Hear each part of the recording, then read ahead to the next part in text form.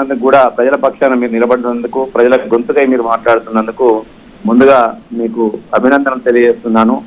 ఇప్పటికైనా ప్రజలకు ఒకటి తెలిసింది, కానీ ఇవాళ ఇలాంటి సంస్థలకు, ఏదైతే మీడియా సంస్థలు కూడా తెలిసింది ఏంటంటే, మళ్ళీ ఈ రాష్ట్రంలో ప్రజాస్వామ్యం పునరావృతమైంది, ప్రజాపాలన కొనసాగుతుంది.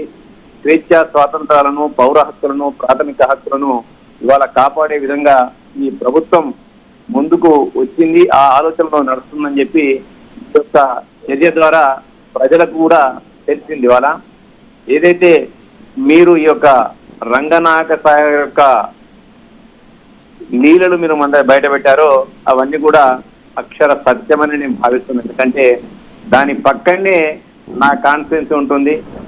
తెల్లారులు వేస్తే నేను కూడా దాని నుంచి పోతూ ఉంటాను. ఆ దారి గుంట పోతుంటే అక్కడ ప్రజలందరూ కూడా అనేక సందర్భాల్లో మాకు చెప్పిన గుర్రాల కొంది కానీ, రామంచ కానీ, జక్కాపురం కానీ, ఇటువంటి ఊర్లన్నీ కూడా ఇదే ప్రాంతం నుంచి నేను వెళ్తుంది ఇక్కడ.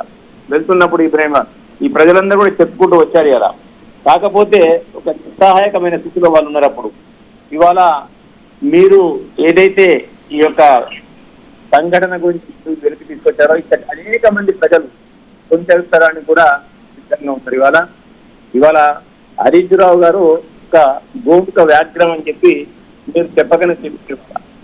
ఇవాళ హరీష్ రావుకి ఏదో ఆనిముత్యము, ఇంకోటి స్వాతిముత్యం కాదు. ఇక్కడ కేసీఆర్ గారి కుటుంబంలో అందరూ కూడా లంకలో పుట్టిన రాక్షసులే. కేవలం వాళ్ళ స్వార్థ ప్రయోజనాల కొరకు మాత్రమే తెలంగాణ ఉద్యమాన్ని, తెలంగాణ సమయంలో ఉద్యమాన్ని, తర్వాత తల్లి సోనియా గాంధీ గారు తెలంగాణ రాష్ట్రం ఇచ్చిన తర్వాత ప్రజలు పట్టం కడితే మళ్ళీ వాళ్ళ యొక్క స్వలాభం కొరకు, స్వార్జితం కొరకు మాత్రమే తెలంగాణలో తమ అధికారాన్ని వాడుకున్నారు తప్ప ప్రజల సంక్షేమం కొరకు ఏ కోశాన కూడా వాళ్ళు వాడుకున్న పోకన పోలేదు. కదా ఆ ప్రాంతంలో వినబడుతుంది, ఎక్కడ చూసినా వినబడుతుంది. ఎవరిని అడిగినా ఏ యొక్క గుండెను కవింత చెప్తుంది. సిద్దిపేట నుండి ఇంచుమించు షామీరుపేట వరకు హరీష్ రావు గారి లీలలే ఉంటాయి. హరీష్ రావు గారి బినామీల మీదే ల్యాండ్ ఉంటాయి తప్ప ఇంకోటి కాదని చెప్పి కూడా వాళ్ళు చెప్తూనే ఉంటారు. ఇలా రంగనాయక సాగర్ అనేది కేవలం ఒక మత్తుగా చిన్న ఉదాహరణ మాత్రమే. అది ఇటువంటి లీలలు ఇంకా చాలా ఉంటాయి.